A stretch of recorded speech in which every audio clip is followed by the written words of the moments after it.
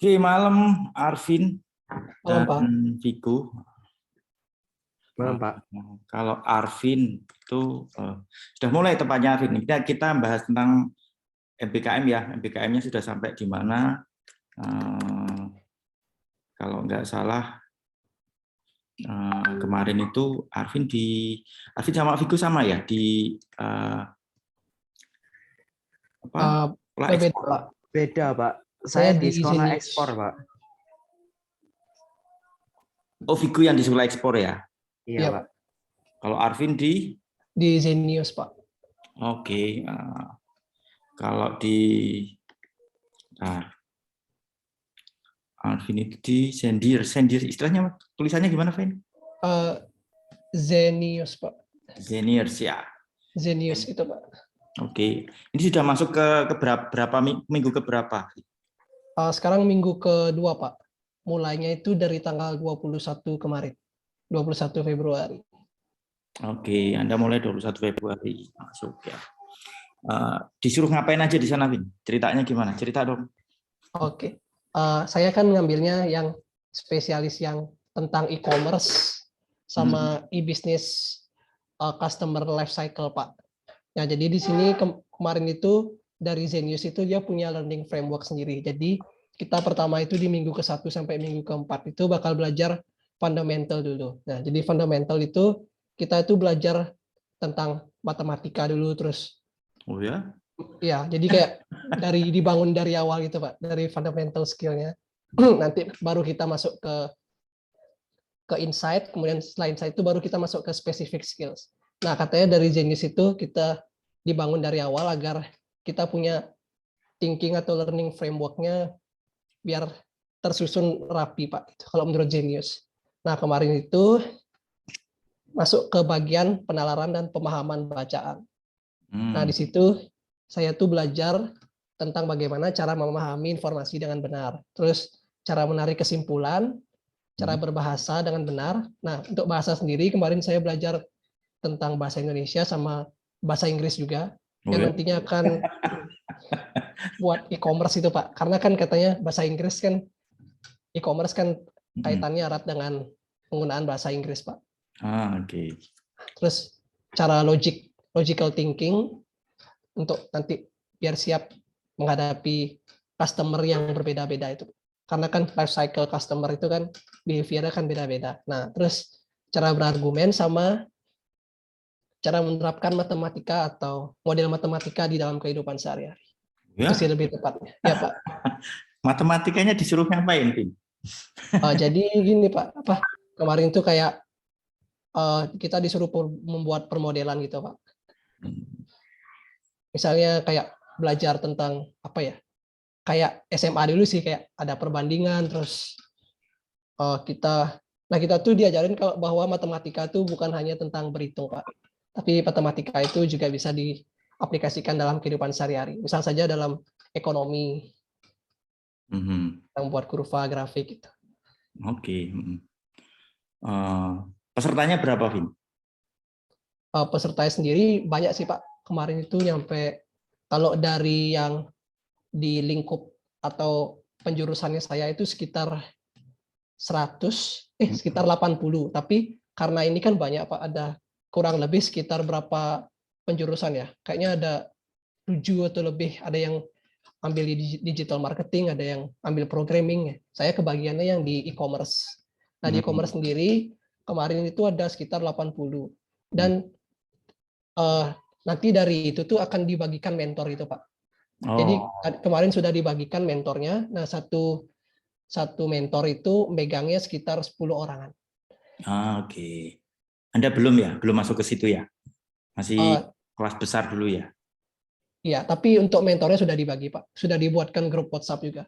Nah, di grup WhatsApp itu nanti kita diskusi di sana juga.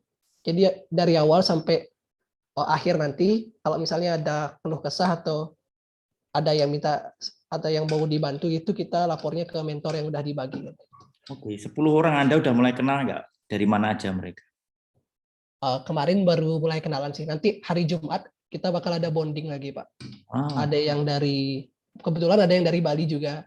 Ada yang dari ada yang dari Jakarta, ada yang dari Makassar, ada yang dari Kalimantan, ya macam-macam. Tapi kayaknya Anda menikmati ya, meskipun ketemu matematika, bahasa Inggris, bahasa Indonesia gitu. Gimana?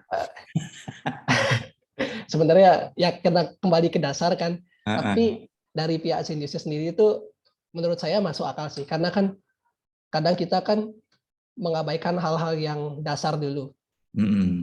Nah, padahal sebenarnya hal-hal dasar atau framework itu penting sebelum kita masuk ke hal-hal yang lebih spesifik ya. Oke.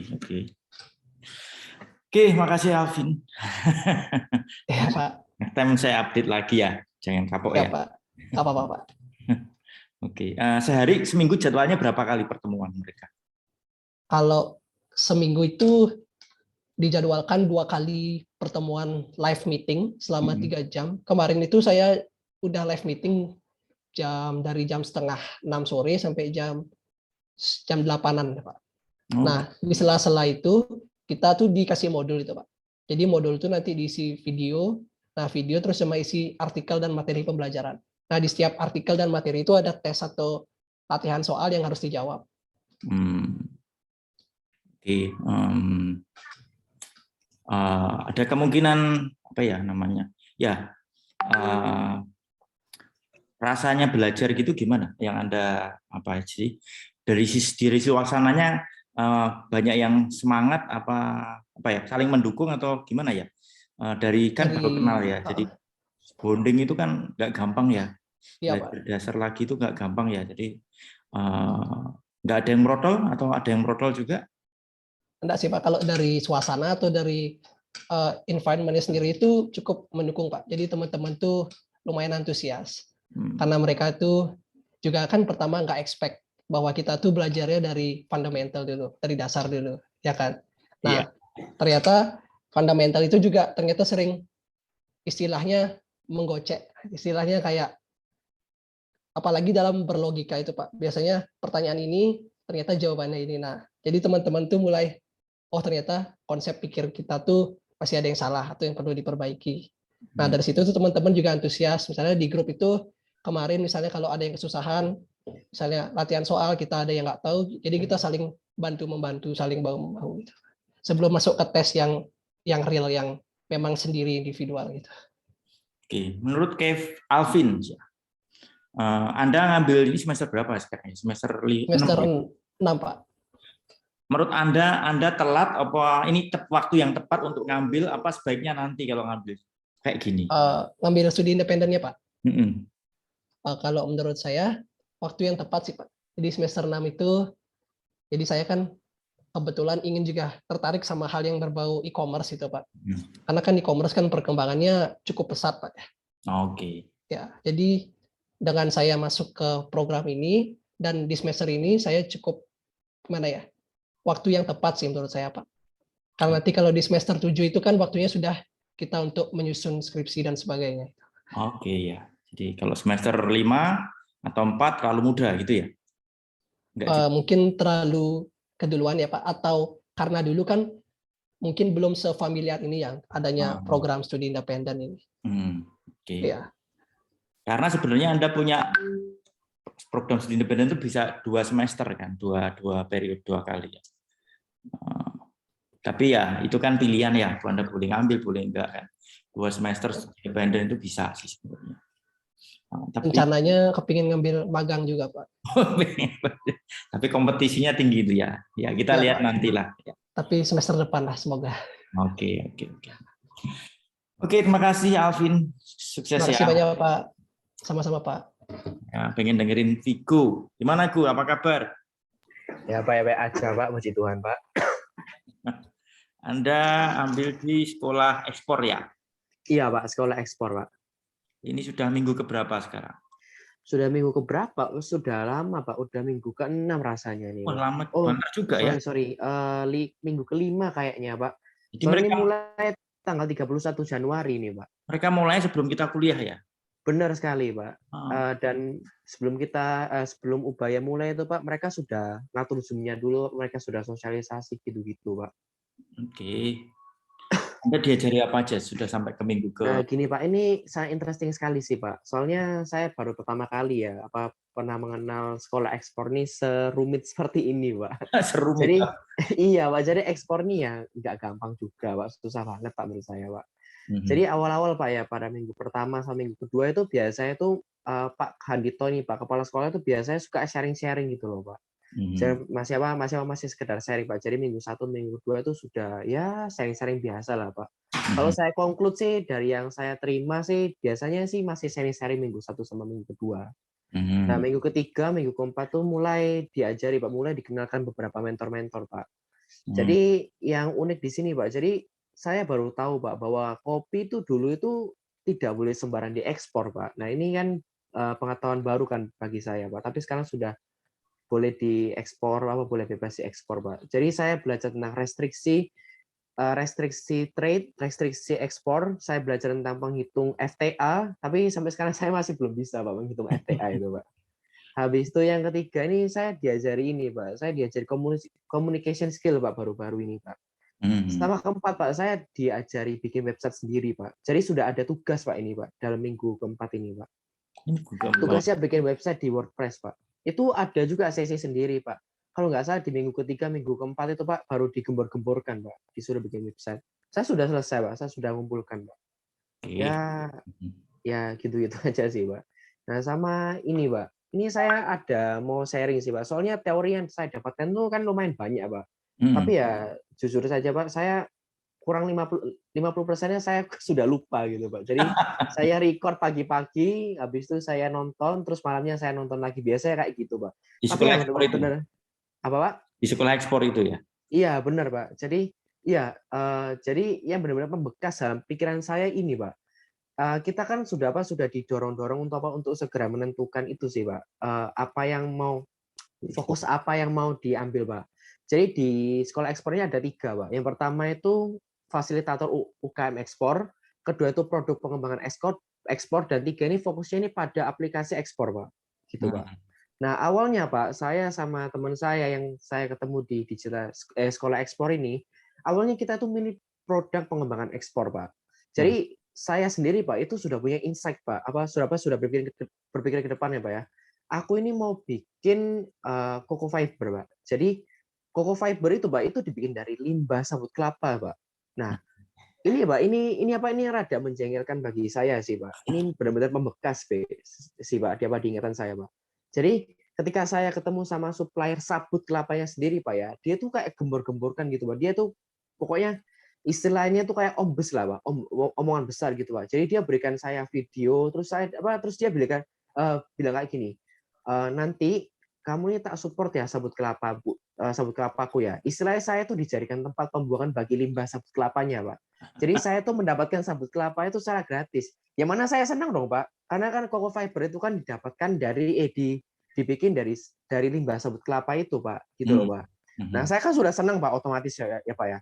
Saya langsung bicara sama teman saya, Putri sama Yesi. Ini guys ini rancangannya. Saya gimana Pak? Putri sama siapa tadi? Itu tim Anda ya? Iya teman sekelompok saya Pak. Jadi satu sekelompok itu ada 3 orang Pak. Gitu, Pak. Oke. Nah, habis itu Pak ya, saya kan sudah senang ini Pak ya. Nah akhirnya ya mungkin kami bisa dibilang ceroboh sih iya sih Pak. Saya langsung saya nggak pikir panjang ya Pak ya. Saya pelajari sebentar bla bla bla bla bla. Terus saya tanya sama cece saya. Nah ini ada sewa. Ini apa nih bisa nggak sewakan aku mesin untuk ngolah sabut kelapa ini. Jadi yang saya pelajari Pak ya, yang sudah saya sewa Pak ya, itu ada 3 mesin Pak. Pertama itu mesin pengurainya, kedua itu mesin press, sama 3 ini butuh ruang yang cukup untuk jemurkan itu Pak. Nah saya tuh sudah sampai sewa 3 alat itu loh Pak. Mesin pengurainya itu Pak itu dengan kapasitas 50 kg per jam. Mesin pressnya sendiri saya sudah siapkan areanya Pak. Nah begitu hari-harinya begitu saya tagih Pak, supplier sabut kelapanya Pak, dengan entengnya dia bilang seperti ini Pak, mohon maaf aku itu ya pokoknya singkatnya Pak ya, dia tuh bilang saya tuh sudah dapat tempat pembuangan selain kamu gitu loh. Nah tapi kan saya kan sudah siapkan alatnya, saya sudah siapkan ruangnya gitu loh, saya sudah sampai sewa gitu loh Pak. Ya sudah Pak, ya langsung lepas Pak. Ini saya kontak sekarang minta pertanggungjawabnya sekarang sudah nggak ada, Pak. Nggak bisa dihubungi lagi, Pak. Sementara kita kan tahu sendiri, Pak, bahwa kalau misalnya kita cari supplier sabut kelapa sendiri, Pak, ya, itu susah loh, Pak, sebenarnya, Pak. Gitu, Pak. Itu sih, Pak. Jadi langsung saya cerita sama teman-teman saya. Awal saya udah cerita langsung sama Putri, sama Yesi, teman sekelompok saya. Saya bilang, aduh, aku nggak bisa, aku kayak gini. Kita sudah cari suppliernya sulit. Ya akhirnya kita memutuskan buat ganti arah ke fasilitator UKM ekspor itu, Pak. FUE itu, Pak. Itu sih, Pak. Itu yang benar-benar membekas dalam pikiran saya, Pak. Saat itu saya sampai, aduh, ini kok tujuan saya kok ini kayak gini. Oh, malah jadi kayak gini ya gitu loh. Jadi saya agak merasa males sekarang malahan, Pak. Gara-gara kena itu, Pak. Ya, Anda di-challenge untuk resilience untuk bangkit ya. Iya, Pak. Itu saya lumayan loh itu, Pak. Saya nggak bilang-bilang lagi sama kelompok saya itu, Pak. Ya. Lumayan loh, Pak. Saya keluar, Pak. Saya sewa alatnya itu untuk 1 bulan, Pak. Kan dengan anggapan itu cari bayar kan bisa bareng-bareng gitu loh, Pak. Sementara mesin semuanya sewa ya gampang nanti dipikirin gitu loh, Pak. Ya saya sudah kembalikan semuanya ya alat-alatnya, Pak. Gitu, Pak. Terus yang partner Anda dari mana? Mereka posisi di mana? Kalau Putri itu ada di Surabaya, Pak. Yesi katanya ada di Jember, tapi dia bisa ke Surabaya, Pak. Tapi sekarang posisi lagi ada di Turki, Pak. Oh, alah. Mereka dari universitas? Kalau yang Putri dari ITS, kalau yang Yesi kalau nggak salah Brawijaya, Pak. Oke. Iya, Pak. Itu sih, Pak. Ya, challenge juga sih ya. Iya, Pak.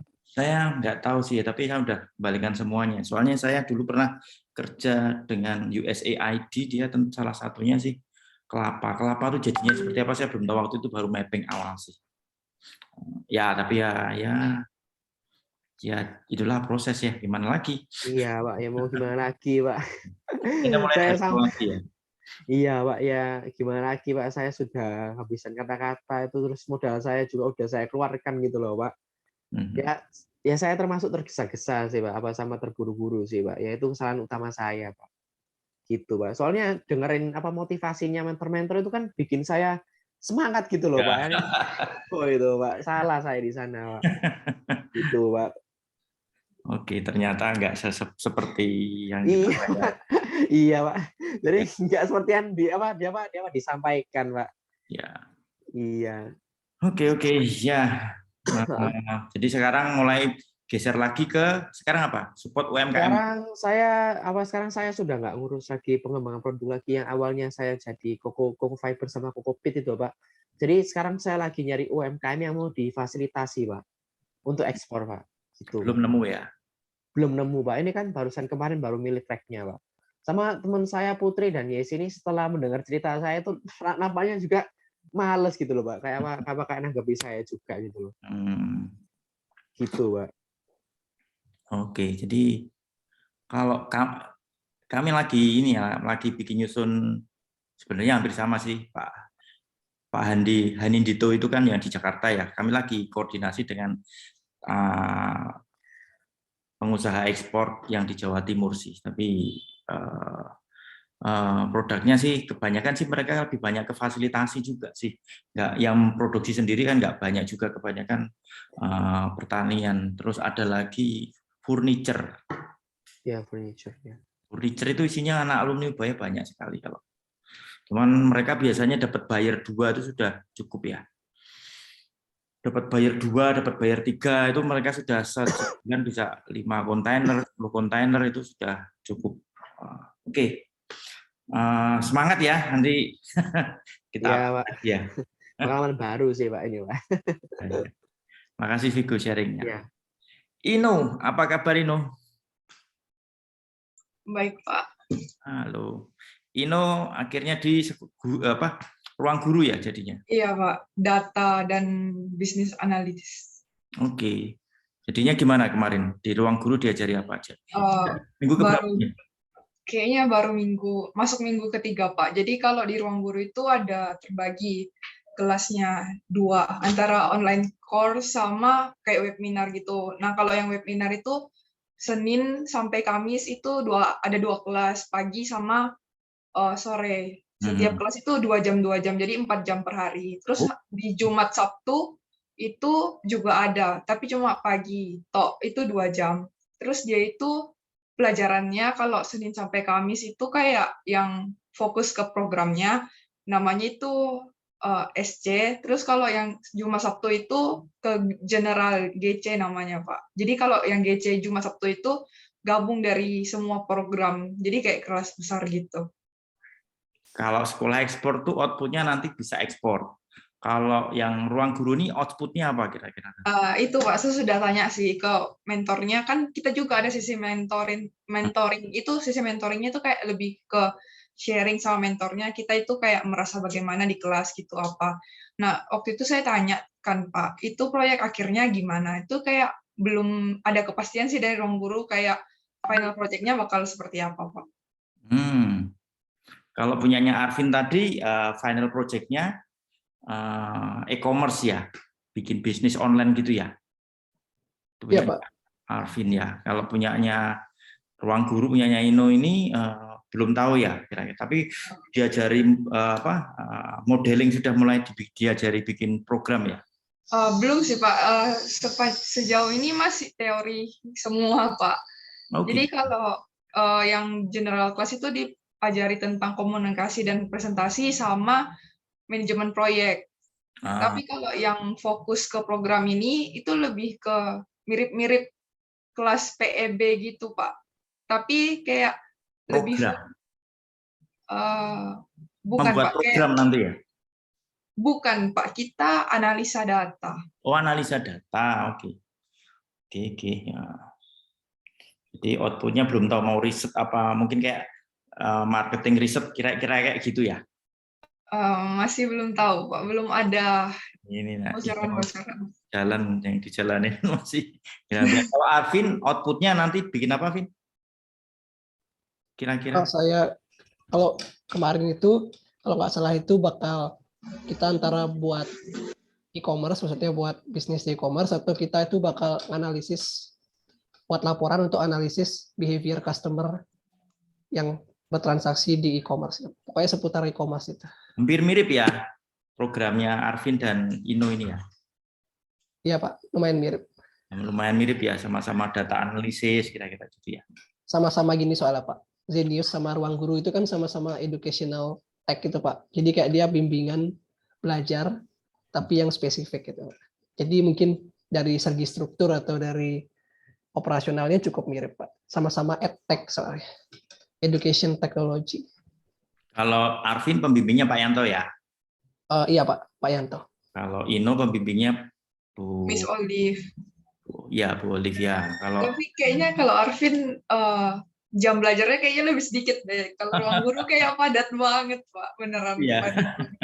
Tapi lagi padat kok. Soalnya kita kayak ada online course juga itu banyak. Terus ada deadline-nya. Terus ada kayak assignment. Biasanya itu ada assignment atau ada kuis atau kayak gitu-gitunya juga. Jadi kayak banyak banget. Saya tuh lagi mikir sih kalau teman-teman ini jalan gitu, laporannya itu dijadikan kayak skripsinya aja pakai itu gimana gitu loh. Tapi kan Anda harus ngomong dengan dosen pembimbingnya. Tapi kan Ino punya banyak pilihan sih ya, mau tentang yang basketnya boleh, mau pakai yang ini dijadikan skripsinya juga boleh. Tapi yang pasti kalau Anda dapat persetujuan dari pembimbing nanti bisa kita bantulah nanti kira-kira. Itu Pak, kalau untuk skripsi saya ikut penelitiannya Pak Suyanto Pak. Efisiensi ya. Oke ya kira-kira. Soalnya jalan skripsi juga ini ya. Iya Pak. Oh nggak jadi konversi dari karya ya atau apa namanya dari prestasi ya. Dipakai. Iya Pak. Ya oke deh. Ini banyak dong di Ruang Guru jam Anda itu banyak, terus ada kena skripsi overload juga dong, overwhelmed ya. Kayaknya belum sempat sih Pak ini ngerjain skripsi. Kemarin baru nyari jurnal acuan udah ketemu, terus kayak belum lanjut lagi soalnya ngerjain punya Ruang Guru Pak. Kayak di depan laptop terus. Saya kepikiran seandainya seperti itu dijadikan apa namanya skripsi, kalau pembimbingnya setuju kan sekali jalan gitu ya. Oke, ada lagi tambahan. Ini minggu keempat nanti saya update lagi tentang perkembangannya. Ada saran untuk saran untuk Ino ataupun Vigo. Ini Anda semester sekarang itu semester 6 sama-sama semester 6 itu apakah semester 6 sama semester 6 itu ini momen yang tepat untuk ambil studi independen apa sebaiknya semester di berapa? Saran Anda gimana untuk adik-adik kelas? Kalau kayak punya ruang guru kayaknya harus konversi semuanya, Pak. Jadi kalau dia siap untuk tidak ikut mata kuliah di kampus sama sekali, terus memang dapat full konversi, itu ambil punya ruang guru nggak apa-apa. Tapi kalau ada mata kuliah di kampus kayaknya nggak bisa, Pak. Mati. Iya, emang ini ambil apa, agama ya? Iya, agama. Agama aja toh? Agama, pembimbing dosennya siapa? Pak Wolo, Pak. Oh, Pak Bolo, nggak banyak tugas tuh Pak Bolo? Iya, nggak kayaknya, Pak. Suruh ada banyak tugas ya?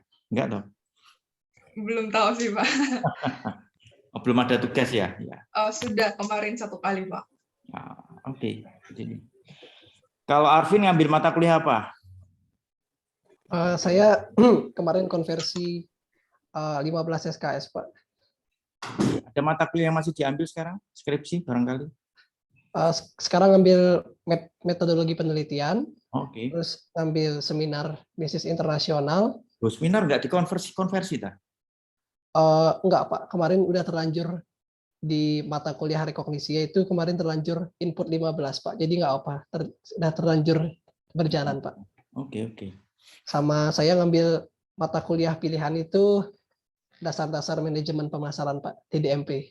Oh, ketemu lagi dong. di programnya kan sama aja. Kalau Vigo, mata kuliahnya masih diambil apa? Ini Pak, ini agak lucu sih Pak. Soalnya awal-awal Pak ya, harusnya kan maksimal SKS-nya kan 20 Pak ya. Nah saya tuh masukin 21 Pak, sama Petpen Pak. Gitu Pak. Nah terus katanya Bu Itwi kan harus diganti segera Pak. Gitu Pak. Ya cuma agama aja sih Pak sama Petpen Pak. Oke. Iya gitu Pak. Oke teman-teman, ya nanti kita update lagi ya. Moga-moga sih tugasnya nggak begitu besar, Anda masih bisa kejar ya kira-kira. Terutama Ino ini yang kayaknya berat. Sementara itu ya, nanti saya update lagi bulan depan atau sudah setelah UTS gitu kita update lagi. Saya pengen lihat perkembangannya lah gitu ya. Oke, sukses buat Ino, buat Arvin, buat Vigo ya. Makasih ya. Terima kasih, Pak. Terima kasih banyak Pak. Selamat sore, Pak. Selamat sore, Pak.